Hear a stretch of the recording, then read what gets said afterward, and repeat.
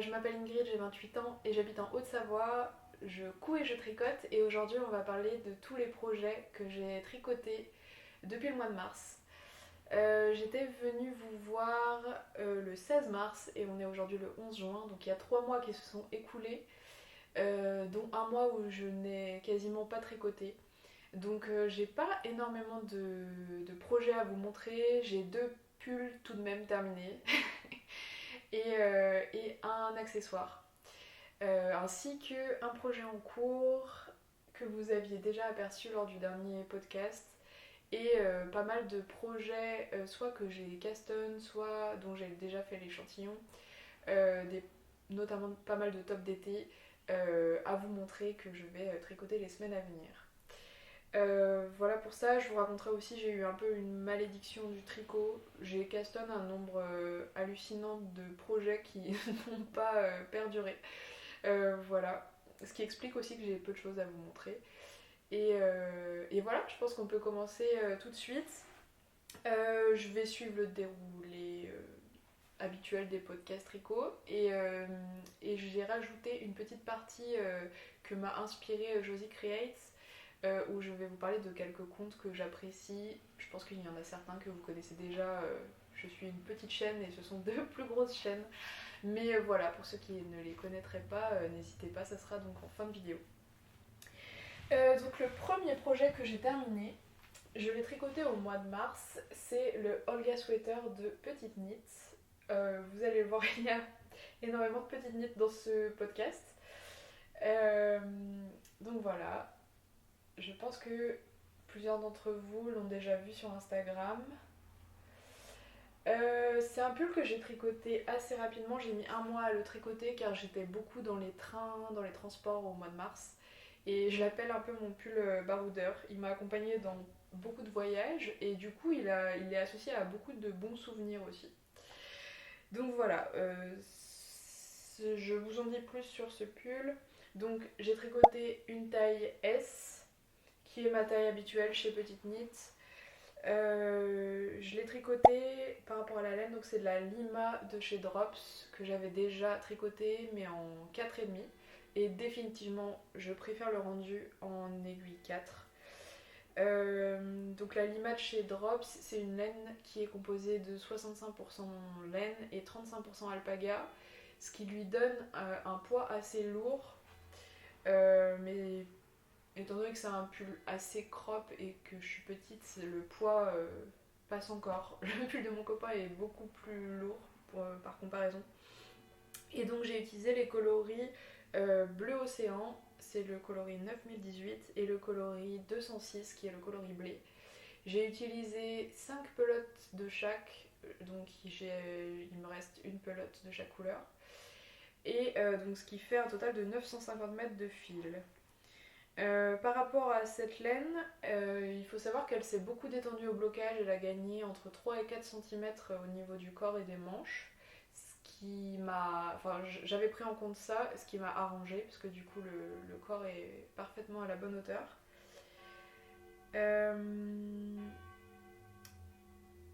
Voilà, il faut savoir aussi que c'est une laine qui bouloche pas mal.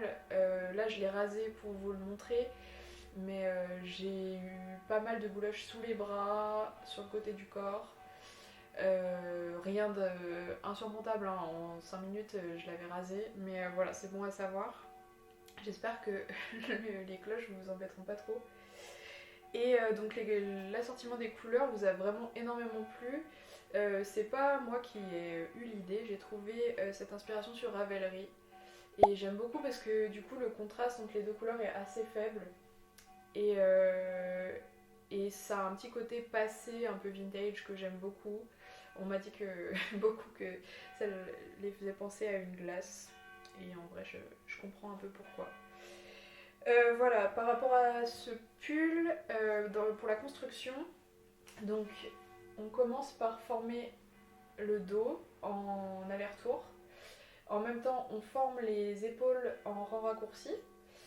Et après, donc, on tricote une épaule après l'autre, toujours en aller-retour, avant de les rejoindre pour former le panneau avant, toujours en aller-retour. Voilà, après on joint également sous les bras et on tricote le corps en aller-retour, en rond. Et ensuite on relève des mailles au niveau des emmanchures pour tricoter les manches, faire les diminutions. Et voilà, ce sont des côtes 1-1. Et au niveau du col, c'est un col rabattu, donc il y a juste deux rangs, je crois, qui sont faits en tricot double. C'est comme ça, il me semble que ça s'appelle, avec des mailles glissées et tout, pour que du coup ça soit plus facile à rabattre. Et ensuite c'est cousu. Donc c'était mon premier col rabattu. Je crois que je suis pas hyper fan de... J'ai un peu galéré en fait pour le faire. Et ça se voit, il est pas parfait. Enfin devant je trouve qu'il y a trop de matière par rapport aux autres endroits. Mais ça se voit pas trop, donc ça va. Mais voilà, j'ai quand même un peu galéré. Et par rapport aux techniques employées que j'ai apprises sur ce modèle, donc déjà c'était la première fois que je faisais des rayures. Et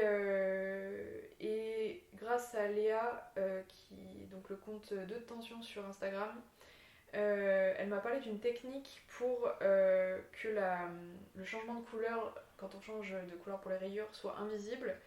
C'est une technique qui est incroyable et je l'utilise tout le temps maintenant quand j'ai des changements de couleur. J'aimerais vous montrer, mais c'est un peu galère de vous montrer à la caméra. Là par exemple, c'est le côté où j'ai mes changements de couleur. J'espère que vous verrez. Et vraiment, on voit quasiment rien. Ça fait une légère boursouflure, mais vraiment, sinon, les rayures sont vraiment alignées. Pour vous décrire comment on fait, donc c'est une vidéo qu'elle m'avait envoyée, qu'elle avait trouvée sur Instagram. En gros, quand on arrive à la fin d'une couleur, la dernière maille avant notre marqueur de début de rang, on la tricote dans notre couleur sur laquelle on était jusque-là. Une fois qu'on l'a tricotée, cette dernière maille, on la repasse sur l'aiguille de gauche et on la retricote une deuxième fois mais avec la nouvelle couleur. Donc du coup cette maille elle aura été tricotée deux fois. Ensuite on fait notre rang normal et une fois arrivé avec notre dernière maille restante sur notre aiguille de gauche, on va piquer dans le pied de cette maille et on va mettre la maille qu'on a piquée dans le pied, on va la mettre sur l'aiguille de gauche et on tricote les deux mailles du coup qu'on a ensemble toutes les deux.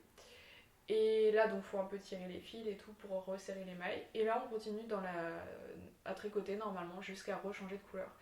Et donc ça donne un rendu vraiment top où on voit pas du tout de démarcation, de décalage. Et voilà, depuis j'utilise tout le temps cette technique qui est trop bien. J'avoue, j'en ai pas essayé d'autres, donc peut-être qu'il y en a qui font le même résultat, mais du coup, je suis habituée à celle-ci et qui fonctionne très bien. Donc voilà, si jamais vous cherchez une technique, si vous n'avez pas compris mon explication, n'hésitez pas à m'écrire aussi sur Instagram, je vous enverrai cette vidéo. Et du coup, transition, car j'ai fini de vous parler de ce pull, je vous ai dit l'essentiel. J'ai trouvé en ressourcerie de la laine, dont je n'ai donc pas la composition, car elle était dans un grand sac sans indication. Je vous montre, j'ai fait un échantillon depuis, mais je fais toujours des tout petits échantillons où on voit pas grand chose, donc je vous montre plutôt les pelotes. J'espère que vous verrez bien. En gros, c'est une couleur entre le gris foncé et le tirant un peu sur le bleu marine. Et surtout, il y a plein de speckles de couleurs. Donc il y a du rouge, il y a du vert, il y a du bleu, il y a du jaune. Et je la trouve vraiment hyper jolie. Du coup, on s'est donné la peine avec ma mère, on a pesé, parce que c'est que des petites balles, ça a dû être détricoté d'un pull.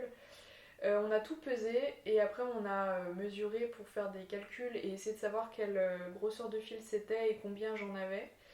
Et a priori, j'en ai 602 grammes et donc c'est égal à 997 mètres. Donc je peux a priori me faire un Olga avec uni. Et donc j'ai commencé à faire des calculs parce que du coup le fil est beaucoup plus gros que le fil recommandé pour le Olga. Ce qui fait que en faisant l'échantillon demandé, il fallait du coup que je tricote une plus petite taille que ce que j'avais fait là.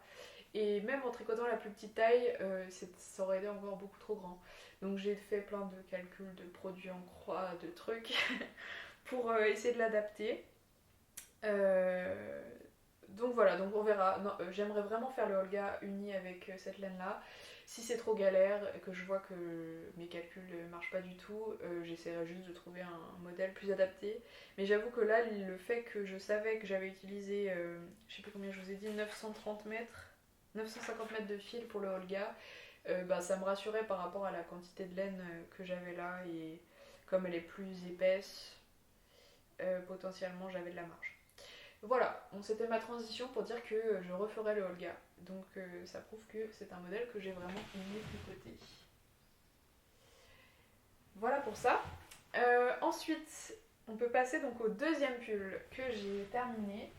Je l'ai terminé il y a 2-3 jours. Donc je vous le montre déjà.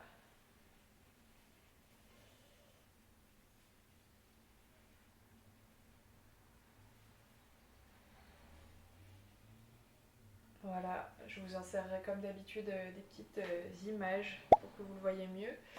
Il s'agit du Frankie Sweater de Petite Knit, encore une fois, que j'ai tricoté en mini-cale avec deux copines, donc Juliette Wool sur YouTube et Instagram, je crois, et de Tension, Léa, sur Instagram. Spoiler alerte, il est possible qu'elle arrive sur YouTube un jour. On essaie de la tenir au corps pour la convaincre de lancer son podcast. Donc restez aux aguets. Donc ce pull je l'ai tricoté suite à cette fameuse malédiction qui s'est abattue sur tous mes projets. Il faut savoir que avant de monter le Frankie, j'avais monté un petit pull en mohair, un petit pull gratuit que j'avais trouvé sur Ravelry. J'ai eu un problème au moment de joindre en rond, mon tricot a brillé donc j'ai dû tout défaire. Ensuite, j'ai monté le début d'un projet dont je vous parlerai après, où il y avait beaucoup trop de mailles en fait par rapport à ma corpulence. Enfin bref, il y a eu tout un truc, je vous en reparlerai après, mais pareil, j'ai dû tout détricoter. J'ai monté. Qu'est-ce que j'ai monté d'autre? Ah, j'ai monté le début d'un pull col cheminée d'une designer dont j'ai plus le nom, je vous le marquerai à l'écran, où pareil, j'avais fait des calculs, mais mes calculs étaient mauvais, donc c'était démesurément trop grand. Donc bref, j'étais un peu désespérée, j'ai monté ces trois choses à la suite, rien ne fonctionnait. Et là, du coup, j'ai acheté la laine pour ce pull et je l'ai castonne immédiatement parce que je me suis dit, petite nid de valeur sûre. J'avais une laine qui avait déjà été tricotée sur ce modèle, donc il y avait peu de chances que je me trompe. Et donc, cela a donné naissance à ce Frankie Sweater que j'ai tricoté en Ulysse de chez Derirum Natura. C'est une laine dont j'avais beaucoup entendu parler et que j'ai adoré tricoter. C'est une laine qui est sèche mais qui pique pas du tout et surtout qui au blocage se transforme totalement. Donc on m'avait prévenu, mais je vous montrerai pas la photo du avant blocage et après blocage parce que vraiment j'ai fait ça au réveil donc j'ai une tête horrible. Mais ça donnait avant blocage un aspect un peu cartonneux, un peu, je sais pas, j'avais l'impression d'être bibin d'homme un peu dedans. Et au blocage, la laine s'est vachement assouplie et ça donne un rendu hyper fluide, hyper souple. Et vraiment, ce tricot, par rapport à mon Olga en Lima, il est hyper léger. Je vous ai un peu tout dit dans le désordre, hein, mais... Donc, j'ai tricoté une taille S. Il faut savoir que la malédiction dont je vous ai parlé a perduré, même après avoir commencé le Frankie. Parce que j'avais commencé à tricoter une taille L en ayant dans l'idée que je voulais un pull vraiment très oversize. Et en fait, il s'est avéré que c'était beaucoup trop grand, le col était gigantesque, mon raglan descendait trop bas, donc j'avais quand même pas mal avancé, hein, je vous mettrai une photo. J'avais quasiment fini le corps et j'avais commencé une manche quand j'ai décidé de tout détricoter. C'était un peu une décision difficile. Mais j'ai bien fait parce que le produit fini me plaît vraiment beaucoup. Voilà, et puis surtout que j'avais fait plein d'erreurs en fait aussi. C'était mon premier raglan, j'avais pas le bon compte de mailles arrivé au moment de finir les raglans. Qu'est-ce que j'avais fait d'autre? Je m'étais trompée aussi dans les augmentations à gauche, sur l'envers. Je sais pas ce que j'avais fait, enfin ça faisait des trous, bref. Donc j'avais toutes les raisons du monde de le détricoter. Et donc cette taille S est parfaite, donc je l'ai tricoté en 4 mm et 3,5 pour les côtes.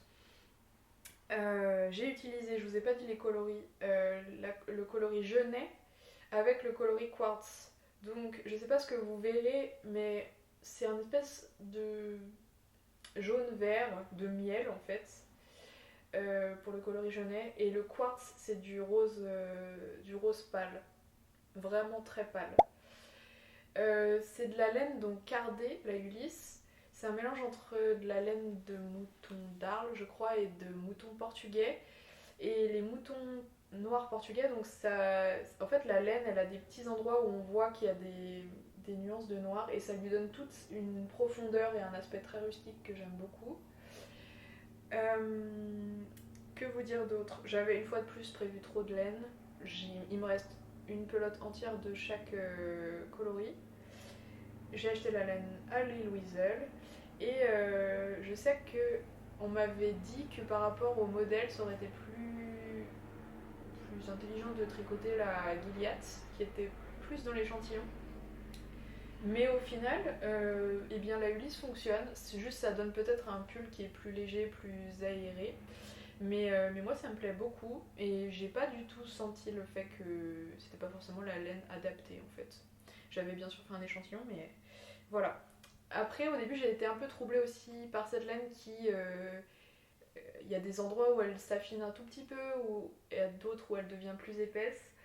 Euh, mais on s'habitue très vite. Et puis le blocage, pareil, égalise un peu le tricot. Parce que en fait, l'eau gonfle un peu la laine et du coup, ça donne un rendu très, très clean. Voilà. Par rapport à la construction, donc on commence, c'est un top-down. On commence par le col, qu'on tricote en rond, dans mon souvenir, en jersey. Ensuite, on réalise, alors c'est là l'étape un peu technique. En gros, on commence à faire les raglans en même temps qu'on fait des rangs raccourcis sur le dos. On voit la fin des rangs raccourcis ici notamment. Et en même temps, on a à gérer les rayures, qui sont donc, vous avez vu, des rayures 4-2. Voilà, une fois qu'on a fini ces ronds raccourcis, on continue le raglan et ensuite on fait le corps, donc en rond normalement. Les manches, ce sont donc des mailles laissées en attente et on en monte quelques-unes pour le dessous de bras. Et on a un petit détail au niveau des manches et du corps.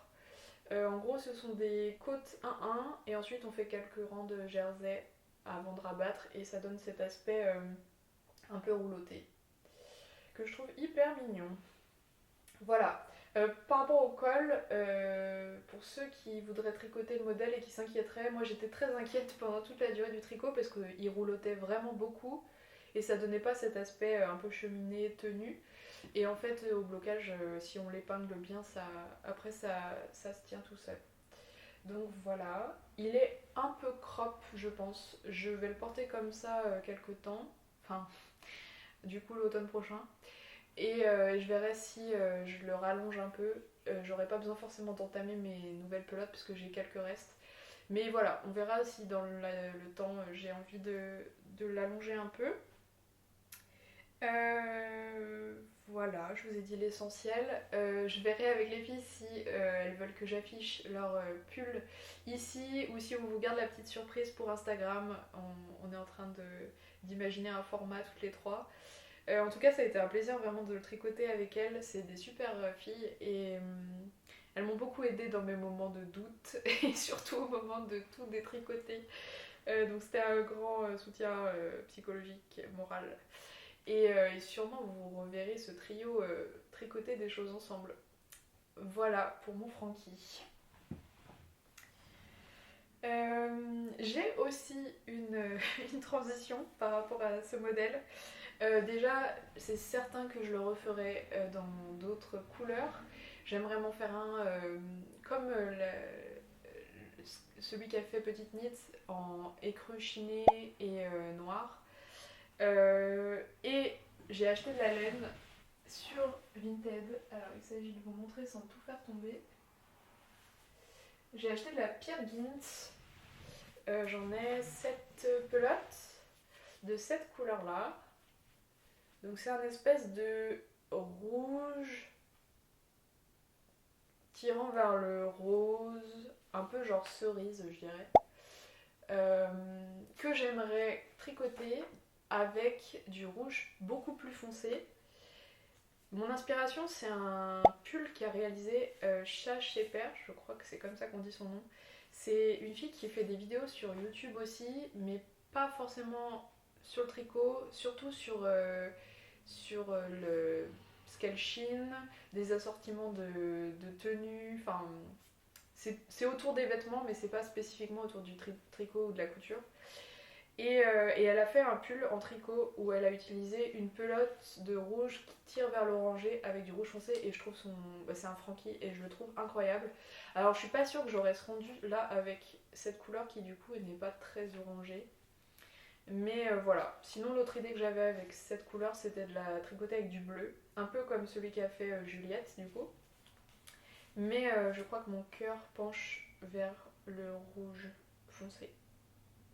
Voilà, en tout cas, vous reverrez des Frankies sur cette chaîne probablement.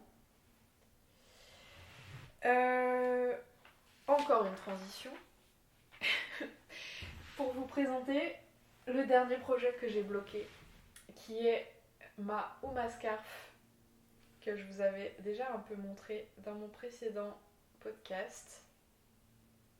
Donc c'est un petit bandana que j'ai tricoté dans la Baby Merinos de Fonty et la Kid Silk de chez Drops.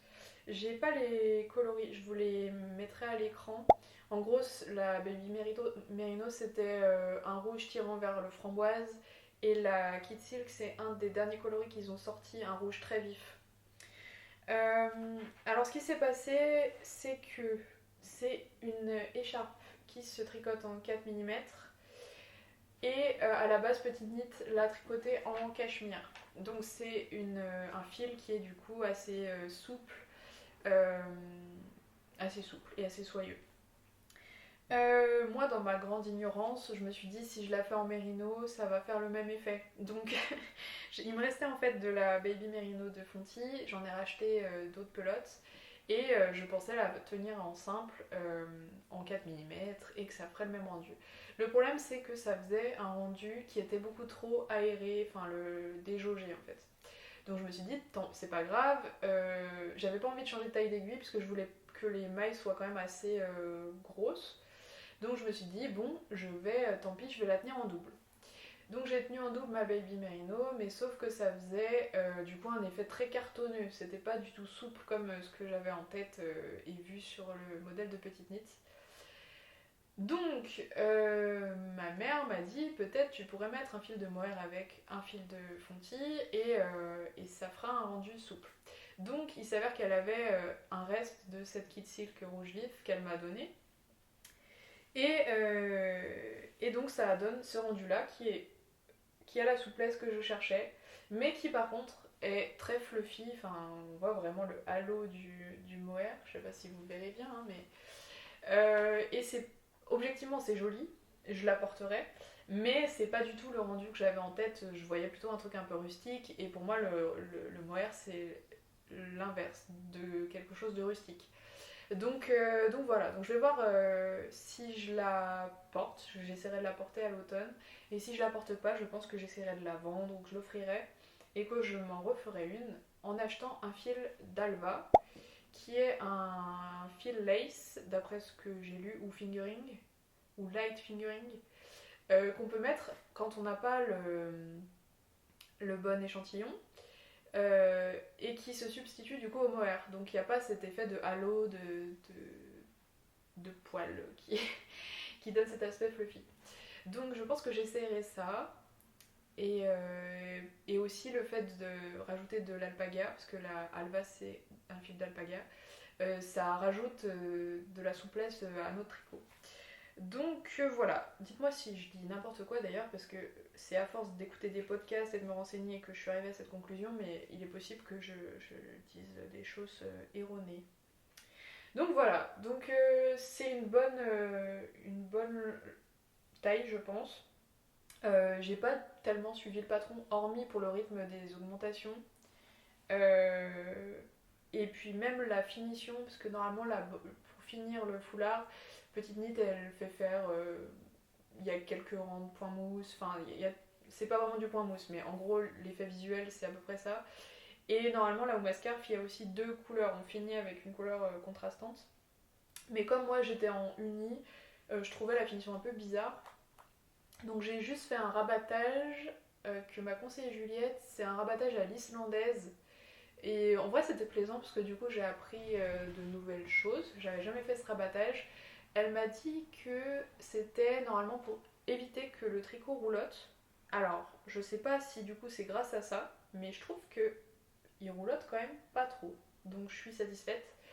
Et donc le rabattage à l'islandaise il est un peu plus long à faire qu'un rabattage classique. Je l'ai fait hier, j'ai déjà oublié comment on faisait. Mais en gros ici, c'est on tricote une maille, ensuite on la remet sur l'aiguille de gauche en gardant l'aiguille droite plantée dedans. Et avec l'aiguille droite, on va piquer donc la maille d'avant. Et à travers la deuxième, on la tricote comme une maille normale. Et après, on fait tout tomber les deux mailles. Et ainsi de suite. En tout cas, Claude Tricot a fait une super vidéo, donc n'hésitez pas à aller voir. Et puis du coup, ouais, le rendu est assez sympa. Ça fait une bordure très nette, très propre. Donc voilà. Je pense que je vous ai dit aussi l'essentiel. Il me reste énormément de Baby Merino. C'est cette couleur-là du coup. Et j'hésite à faire un holly bandana pour changer. Je me suis un peu laissée influencer aussi par Juliette et Léa qui sont en train d'en tricoter. Après c'est du mérino, donc ça sera pas un foulard d'été, ça sera plus un petit bandana pour l'automne. Mais comme il m'en reste énormément, je me dis que ça pourrait être sympa. Surtout qu'après coup j'ai regretté parce que la houppe mascarpe elle est vraiment très basique, hormis cette ligne centrale assez élégante. Il n'y a pas trop de détails de dentelle ou quoi, et je pense que j'aimerais bien me lancer dans des projets un peu plus élaborés. Et aussi, j'ai oublié ce que je voulais vous dire. Euh, Non, mais c'est pas grave. Ah si, j'aimerais bien tester aussi de faire des bandanas, mais en partant non pas du milieu, parce que là en gros on est parti d'ici, puis après on a fait des augmentations, donc ça s'est développé comme ça. Et je sais que notamment, je crois, le modèle de Rebecca Kohler, elle part d'une des pointes et ensuite elle fait se développer comme ça. Donc je serais intéressée de faire avec cette autre technique un petit foulard. Donc voilà pour cette houppe mascarf très revisité. On va passer maintenant à mes encours. Alors le vrai encours, il y en a un seul. Je vais essayer de ne pas tout faire tomber. Hop là. Il s'agit de mes chaussettes abeilles, les Beautiful Socks de Charlotte Stone. Alors, comment je vais faire pour vous montrer ça? Peut-être que je vous mettrai des photos, ça sera un peu plus simple. Voilà. Donc j'ai quand même avancé. J'ai eu une période où j'étais bien lancée dessus, où j'ai beaucoup tricoté durant un de mes voyages.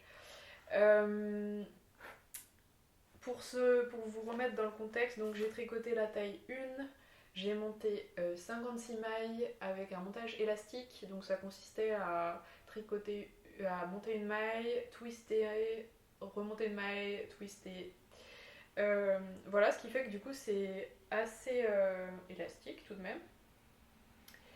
Et ensuite donc j'ai fait les côtes, j'ai retourné mon tricot parce qu'elles étaient plus jolies sur l'envers.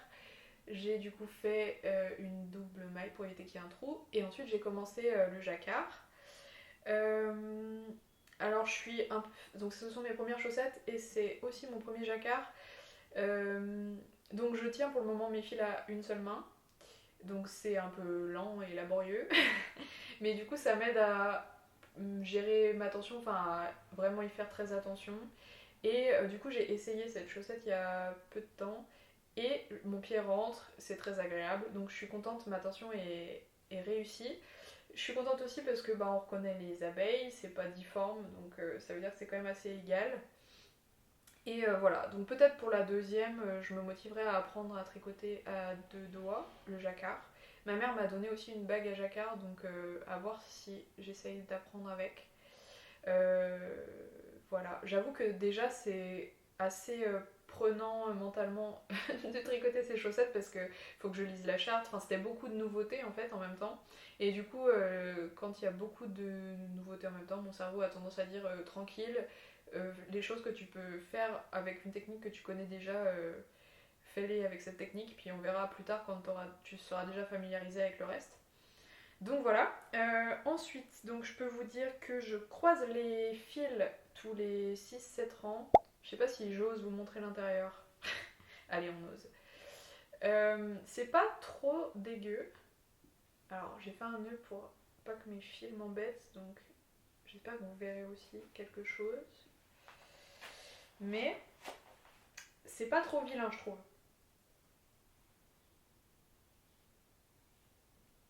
Franchement.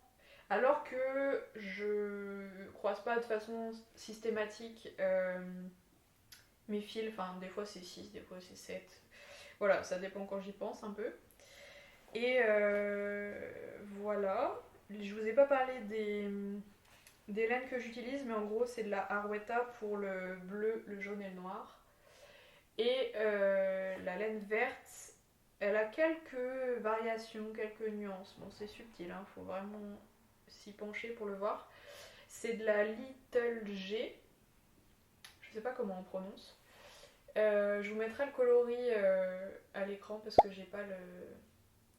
C'était un écheveau et du coup j'ai à part l'étiquette. Voilà, ce sont des laines à chaussettes. Rien d'extraordinaire. Et voilà, je vous ai dit l'essentiel sur ces chaussettes. Donc j'espère que lors du prochain podcast, je pourrai vous montrer au moins une chaussette finie, voire les deux. On arrive du coup à mes projets, on peut pas vraiment dire en cours parce que souvent j'ai fait seulement un échantillon. Le premier. Ah, j'ai pas mon échantillon. Où est-ce que je l'ai mis Là-bas.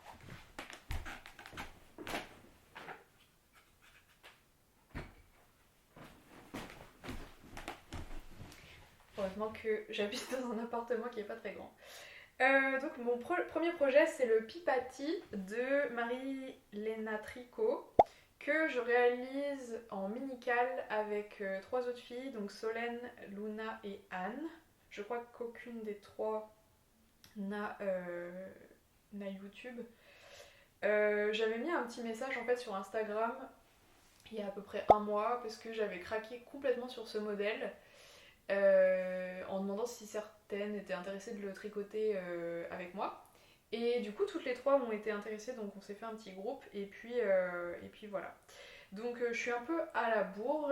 Solène et Anne ont déjà commencé. Donc Solène, elle le tricote en belle de drops dans un super joli coloris pissenlit. Anne, elle utilise la Line de chez Sandnesgarn en coloris vert clair, genre menthe. Et Luna et moi, on était partis pour tricoter dans le coloris proposé par la designeuse, donc un écru. Donc moi j'utilise la laine recommandée, c'est la Beaumoule de Drops. Et je crois que Luna voulait utiliser la Belle ou la Beaumoule. Voilà, donc j'ai eu des péripéties avec ce fil. Donc la baumule, c'est un mélange de lin, de viscose et de coton. Ça m'intéressait d'utiliser cette laine en particulier parce que en fait j'ai jamais tricoté de top d'été. J'ai déjà acheté de la pure silk, de la coton mérino et j'ai de la belle. Euh, et du coup je voulais essayer un autre mélange en fait de matière. Donc j'ai fait mon échantillon et il s'avère que sur les pelotes, donc je dois en avoir une là pas loin. Moi j'ai pris donc le coloris écru. C'est marqué que ça se tricote en 5 mm. Alors, ceux qui ont déjà tricoté ce fil, expliquez-moi cette sorcellerie. 5 mm. Dans le patron qui utilise donc cette laine-là, la designeuse, elle nous encourage à faire un échantillon en 4 mm, ce que j'ai fait. Et j'étais complètement hors échantillon. J'avais 3 mailles de trop pour les 10 cm. Donc j'ai décidé de... C'était soit je tricotais en 3,5, soit en 3, sachant que je trouvais que le rendu était quand même très aéré. Et sachant aussi que je sais que je tricote quand même plutôt lâche et encore plus les tricots d'été, enfin les fils d'été. Donc j'ai fait directement en 3 et j'ai bien fait parce que là mon échantillon est nickel. Et j'aime beaucoup le drapé, enfin je trouve que on voit pas au travers quoi. Donc pour un top d'été où on met rien en dessous, c'est quand même ce qu'on cherche. Donc voilà, et puis on m'a beaucoup demandé des retours sur ce fil. Bon, j'ai encore pas non plus passé beaucoup de temps à le tricoter. Au début, j'ai été très surprise parce que ça avait vraiment un effet corde, euh, cordelette quoi. C'est assez sec, assez rigide. Et puis elle avait tendance, vous voyez, au bout, à se dédoubler. On voit les 4 fils qui sont tordus ensemble. Donc j'avais un a priori pas déjà très bon. Mais finalement, une fois tricoté, j'aime beaucoup. Enfin, déjà, c'était agréable à tricoter. Et au final, c'est plutôt doux et c'est un peu brillant. Donc voilà, j'aime assez. On verra si sur la durée, je garde cette opinion-là. Euh, donc voilà, donc je vais partir donc sur des aiguilles 3 mm au lieu de 4. Là, je suis dans l'échantillon. Il y a juste en hauteur, du coup, où j'ai 9 cm au lieu de 10 pour 30 rangs. Donc, il faudra que je fasse attention au fur et à mesure. Peut-être que je rajoute quelques rangs. Parce que notamment au niveau des aisselles, je sais que c'est assez proche. Et j'ai peur d'être cisaillée si jamais je rajoute pas quelques rangs. Donc, il faudra que j'en tienne compte. J'ai pas encore choisi les boutons parce que donc parmi les éléments de design qui me plaisaient dans ce patron, c'est que déjà c'est un baby tee, j'ai pas du tout ce type de modèle dans ma garde-robe et d'ailleurs ça sera la première fois que je tricote quelque chose avec de l'aisance négative. Ensuite ce sont les toutes petites manches que je trouve trop mignonnes et sont donc ce détail de boutonnage. Au début, j'avoue que j'étais dubitative, j'étais pas très convaincue. Et en fait, à force de le voir, maintenant c'est un des éléments que je préfère dans ce tricot. Voilà, puis le fait qu'il soit crop, enfin je sais pas, c'est assez moderne et du coup ça me plaît assez. Donc voilà, j'ai super hâte de me lancer dans ce mini-cal avec les filles qui ont déjà bien avancé. Et je pense que ça va se tricoter très vite parce que bon, il n'y a pas de manche, c'est crop et puis avec la motivation de l'être à plusieurs, ça va aller plutôt vite. Voilà pour ce projet-là. Ah, j'ai oublié de dire que j'allais tricoter la deuxième taille. Ensuite, un projet dont je vous avais déjà parlé. Où est-ce que je l'ai mis? Il est là. Dont je vous avais déjà parlé dans mon haul achat tricot à Paris. Je me suis lancée dans la camisole numéro 4 de My Favorite Things Knitwear. J'arrive jamais à prononcer son nom. J'ai aussi eu quelques mésaventures avec ce projet. Donc j'avais déjà tricoté tout ça en fait. Ça c'était début avril je pense. Donc ça se tient normalement comme ça. Hein. Il y a un montage provisoire. Et voilà. Mais donc j'avais posté ça sur le Discord de mon Jersey pour avoir des conseils parce que je trouvais que c'était quand même très déjaugé. Alors j'avais fait mon échantillon en plusieurs tailles, j'avais déjà baissé d'une taille d'aiguille. Là je crois de souvenir que c'était du 3. alors que la créatrice préconise du 3,5 dans ce même fil, encore une fois.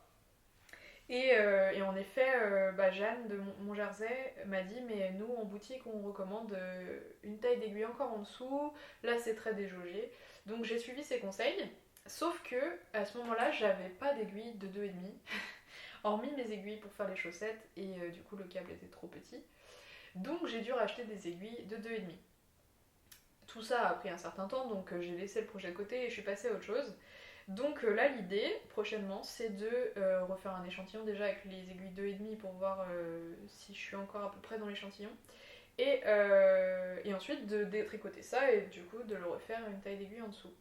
Donc voilà pour cette camisole, sachant que là déjà je tricotais un XS et qu'on m'avait dit que la soie se détendait beaucoup. Donc c'est pour ça aussi que j'étais un peu inquiète du fait que ce soit aussi ajouré. J'avais choisi cette taille aussi parce que la designeuse disait que quand on est entre deux tailles, il valait mieux choisir la plus petite, comme c'est avec de l'aisance négative. Et voilà. Je sais plus si du coup je vous ai parlé de la laine, enfin du fil, mais c'est de la Pure Silk de chez Knitting for Olive en coloris olive. Donc j'en ai 2 pelotes. Normalement c'est assez pour faire le top.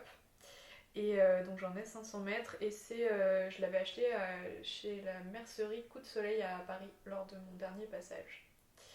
Voilà pour ce projet, je vais m'y remettre bientôt du coup comme j'ai fini le bandana et le Frankie Sweater.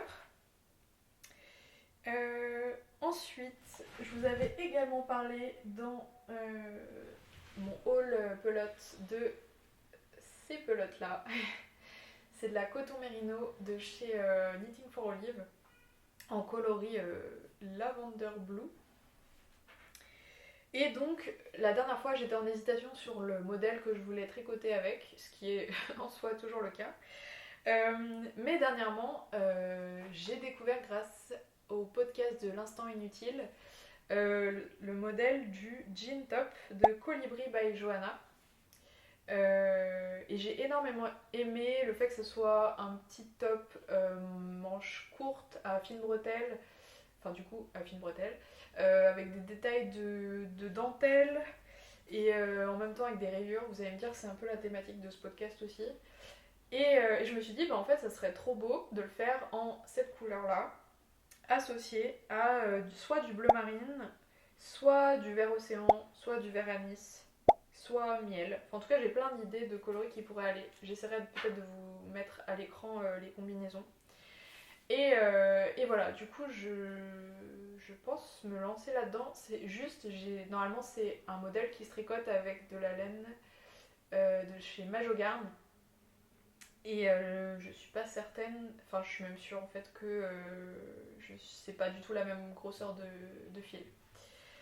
Donc voilà pour le jean top que j'espère tricoter cet été aussi. La seule chose qui m'embête c'est qu'à la base je comptais pas racheter de fil et que là du coup ça m'obligerait à passer commande. Bon, on s'en remettra. Enfin, un projet dont je vous ai déjà parlé dans mon deuxième podcast ou premier podcast, je me souviens plus. Il s'agit d'un petit polo manche courte, petit cardigan en fait, pas de polo, pour l'été, que je compte tricoter avec la belle de chez Drops. Alors vous allez me dire que j'ai fait une fixette sur les coloris neutres, mais pour ma défense, ce ne sont pas exactement les mêmes couleurs. Je ne sais pas si vous verrez bien, mais en gros là c'est plutôt écru et là c'est plutôt beige. Et il faut savoir qu'en fait j'ai pas tant de top d'été clair, donc voilà. Et j'ai eu un gros coup de cœur sur le polo Luna de Moshinitz qui malheureusement n'est plus disponible à la vente car le fil utilisé est discontinu. Et du coup j'ai décidé de partir sur le Verna Top de Tyler Harris, sachant que j'ai fait mon échantillon qui est ici et que mon échantillon est bon. Donc la fleur au fusil, je suis partie avec mes petites aiguilles à monter mon col, sachant que j'avais fait tout plein de calculs aussi pour arriver à la bonne taille, etc. Donc j'étais partie sur la taille 3.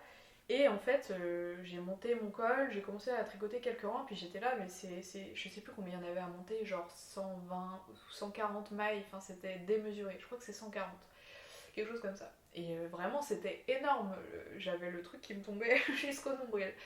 Donc voilà, donc je me dis bah non c'est pas normal, trop bizarre, donc je vais quand même voir les avis des autres personnes qui l'avaient tricoté et personne en parlait. Donc je sais pas si c'est le fait que je tricote un fil d'été ou en plus du coup je tricote lâche, mais bon d'un côté mon échantillon j'avais tout calculé pour que ça fonctionne, mais en tout cas ça ne marchait pas du tout, puis après j'ai lu un peu le patron, j'ai trouvé déjà plein d'erreurs rien qu'en le lisant. Donc en vrai ça me saoule un peu parce que à la base je donne de l'argent pour acheter un patron pour juste tricoter sans trop me poser de questions. Et là du coup ça m'oblige à vraiment à chaque étape à recalculer, à être en train de vérifier des trucs alors que je j'ai pas d'outils de design en poche, enfin voilà. Mais j'ai tellement envie de ce cardigan que je vais essayer quand même de le tricoter au fur et à mesure, ajustant ce que je pense qui est le mieux. Donc voilà, je sais pas trop dans quoi je m'aventure, mais sachant que j'ai jamais fait de boutonnière, enfin de patte de boutonnage, j'ai jamais fait ce type de col qui se rabat, donc j'ai jamais fait de cardigan. Donc à tout moment c'est un échec. Mais bon, en tout cas c'est quelque chose dont j'ai vraiment envie, donc je vais essayer de faire ce projet. Voilà pour ce qui est donc des futurs projets d'été. Ça fait quand même 4 tops. Je pense que j'aurai du temps pendant l'été pour les réaliser. On en arrive à la partie recommandation de compte YouTube. Et le premier dont je voulais vous parler, c'est celui de ma copine Juliette. Donc Juliette Wool, je pense que vous êtes pas mal à la suivre. On avait lancé nos chaînes YouTube à peu près en même temps. Et voilà, donc je vous recommande d'aller la suivre. J'adore les projets qu'elle tricote, les laines qu'elle utilise. On a un peu les mêmes, comment dire, les mêmes envies, les mêmes goûts à ce niveau-là. Donc évidemment, à chaque fois, elle m'inspire beaucoup. J'aime bien aussi parce qu'elle a toujours un avis assez honnête et bienveillant sur ce qu'elle tricote, donc c'est toujours très intéressant d'écouter ses retours sur les projets. Moi, elle a plus d'expérience de tricot que moi, donc aussi le fait de discuter beaucoup avec elle, elle a des techniques que je connais pas forcément, donc c'est toujours très enrichissant. Elle a une trop bonne vibe et c'est très reposant en fait de l'écouter. Je sais que je passe toujours un très bon moment à tricoter dans ses vidéos. Donc allez la suivre. Alors je sais pas quand je sortirai mon podcast, mais a priori elle aura sorti une troisième vidéo quelques jours avant que celui-ci sorte. Donc voilà, n'hésitez pas à la suivre. Ensuite, je voulais vous parler du podcast, enfin de la chaîne en général, parce qu'elle fait pas que des podcasts, de Josie Creates, qui m'a inspiré ce format de recommandation et qui a été adorable et a parlé de ma chaîne sur son dernier podcast Tricot. D'ailleurs, vous êtes nombreux peut-être, à avoir rejoint cette chaîne grâce à elle. Donc merci encore à toi, Joséphine. Et je vous la recommande parce que déjà je trouve qu'elle a des concepts de vidéos assez cool. Dernièrement, elle a répertorié tout son stash. Je sais que c'est très geek comme activité, peut-être de regarder des gens présenter leurs pelotes, mais je pense que je pourrais regarder ce genre de format pendant des heures. En plus de ça, c'est quelqu'un qui design aussi des modèles. Là, elle est en train de notamment designer son propre pull à torsade inspiré du Moby Sweater, et j'avoue que je suis genre hyper impressionnée parce que ça me semble déjà designer un pull tout simple, genre, je m'en sens incapable actuellement, et du coup là avec tous les motifs, enfin voilà, et ça lui prend beaucoup de temps. Je sais qu'elle y est depuis plusieurs mois, mais du coup c'est assez passionnant de suivre ses aventures. Et puis aussi, c'est quelqu'un qui tricote avec des cônes, chose que je vois assez rarement quand même aussi sur YouTube. Et c'est assez intéressant de voir le processus de réflexion quand elle se lance dans un projet, comment elle calcule le grammage, le métrage avec ses cônes, les compos qu'elle peut avoir dans ce genre de matière première, quoi. Donc voilà. Et je l'avais découverte il y a pas mal de temps grâce à sa vidéo où elle tricote le Shoreline Sweater de Ozeta. C'est un modèle que j'adore et j'avais trop aimé sa version.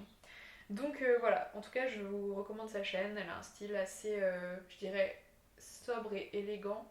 Je sais pas si ces qualificatifs te parleront, Joséphine, mais en tout cas voilà, je prends toujours beaucoup de plaisir à écouter ses podcasts, regarder ses vidéos, et n'hésitez pas à aller la suivre. La troisième personne que je voulais mettre en avant dans cette vidéo, en vrai ça a été extrêmement difficile de choisir parce que j'ai pas mal de copines aussi qui ont lancé leur podcast et évidemment j'avais envie de parler de chacune d'elles. C'est donc Charlotte Saperlo. Je crois qu'elle n'est pas encore très très connue sur YouTube alors qu'elle fait des vidéos de dingue je trouve. C'est objectivement une des créatrices dont j'attends avec impatience chaque semaine sa vidéo. C'est Juliette qui me l'a fait découvrir. Merci Juliette. Et je trouve ses vidéos passionnantes à chaque fois. Elle a plein de... Elle en a fait une notamment sur une formation autour du design de tricot qu'elle a fait. Elle a fait une vidéo sur tricot machine où vraiment elle démonte la machine. Enfin, on voit vraiment tout le processus. Elle fait beaucoup de journaux tricot où en gros elle nous fait des updates des tricots qu'elle est en train de réaliser. Donc on a droit aux erreurs qu'elle fait ou qu'elle découvre dans le patron ou des modifications. Donc voilà, je trouve ça trop chouette de voir étape après étape comment elle réalise ses projets. Et globalement, je trouve qu'elle a une manière d'expliquer ce qu'elle fait qui est hyper pertinente et j'apprends toujours beaucoup en regardant ses vidéos. Elle a aussi je sais pas, une esthétique dans ses vidéos, dans sa vibe. Je sais pas, c'est vraiment un mood de regarder ses vidéos. Donc je vous la recommande. Et c'est quelqu'un qui design aussi. Donc notamment, elle a réalisé un pull qui est magnifique en point, qui ressemble au point brioche, au col montant avec plein de boutons comme ça. Et je le trouve incroyable. J'attends qu'une chose, c'est qu'elle sorte l'appel au test, puis le patron pour le tricoter parce que j'ai vraiment eu un coup de cœur sur ce modèle. Donc voilà, Charlotte Saperlo, allez la suivre. Et le dernier compte dont je voulais parler, c'est celui de ma copine Léa. Son compte YouTube, c'est Rostovska. Je pense que beaucoup d'entre vous la connaissent. Elle a aussi sorti son premier podcast en même temps que moi. Donc avec Juliette, c'était nos premiers pas sur YouTube. Elle est lyonnaise, elle design aussi un peu. Elle fait notamment des accessoires pour chats qui sont trop mignons vraiment. Elle crée des petites tenues pour son chat. Et dernièrement, elle a créé un modèle de pull en mohair avec des espèces de rayures. Donc c'est un jeu avec 2 tailles d'aiguilles différentes. Bref, je me rappelle plus du nom, mais en tout cas, je vous invite à aller voir ses dernières vidéos où elle en parle. Donc le design va sortir bientôt parce que je crois qu'il est parti en test cette semaine. Voilà, c'est quelqu'un qui est très drôle. Je trouve qu'elle a une vraie identité visuelle. Je crois que son copain est photographe, donc elle a toujours des images de très belle qualité. Elle filme avec une très belle lumière. Enfin, c'est vraiment... ouais, elle a son identité visuelle vraiment bien à elle. Et elle s'exprime très bien. Donc voilà, je vous la recommande. C'est une très chouette chaîne. Et voilà. Donc j'aurais envie de vous parler de encore 10 autres chaînes, ce sera pour les prochains podcasts. Et voilà, en tout cas j'espère que vous avez passé un bon moment en me suivant à travers toutes mes épopées tricot. N'hésitez pas à vous abonner à cette chaîne, à commenter cette vidéo pour qu'elle ait plus de visibilité, à liker cette vidéo si elle vous a plu, à me dire en commentaire ce que vous avez prévu vous de tricoter comme projet d'été. Ou si vous n'êtes pas une tricoteuse ou un tricoteur de projet d'été, ce que vous tricotez tout court. N'hésitez pas aussi à me suivre sur Instagram, souvent j'y suis plus active et puis comme je vous l'ai dit, quand j'ai un projet en tête, je mets toujours un petit message pour demander si d'autres seraient intéressés de le tricoter avec moi. Donc voilà, n'hésitez pas à me rejoindre là-bas, je vous mettrai le nom du compte sur la vidéo. Et voilà, je vous souhaite une très bonne journée et à bientôt.